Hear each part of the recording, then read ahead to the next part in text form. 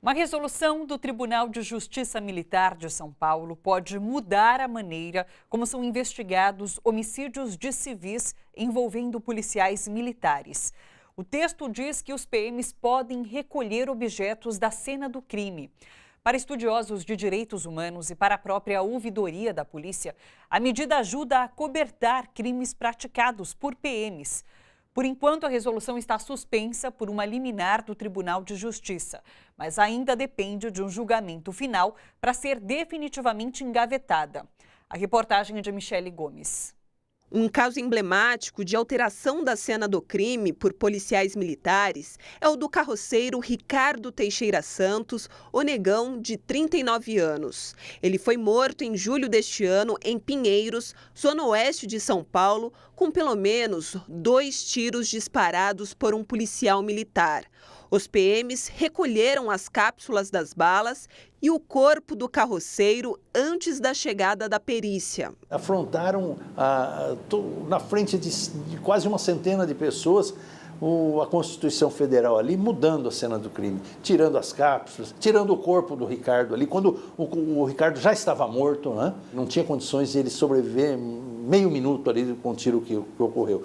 Então, eles tiraram já para descaracterizar, para desvirtuar, enfim, para não penalizar o autor do crime. É essa prática que o Tribunal de Justiça Militar de São Paulo tenta legalizar com a resolução que autoriza os policiais militares a recolherem objetos da cena de crimes contra civis que envolvam PMs. A resolução foi suspensa nesta segunda-feira pela Justiça de São Paulo. O Tribunal de Justiça de São Paulo, através de medida liminar, antecipou provisoriamente, evidentemente, o entendimento que essa medida é inconstitucional. Haverá um julgamento que poderá confirmar ou não a medida concedida. Ao meu ver, foi acertada essa decisão proferida, ainda que em medida liminar. Segundo os especialistas, a alteração da cena do crime por alguns policiais é uma prática inconstitucional antiga e recorrente. Essa prática não é recente, ela é antiga.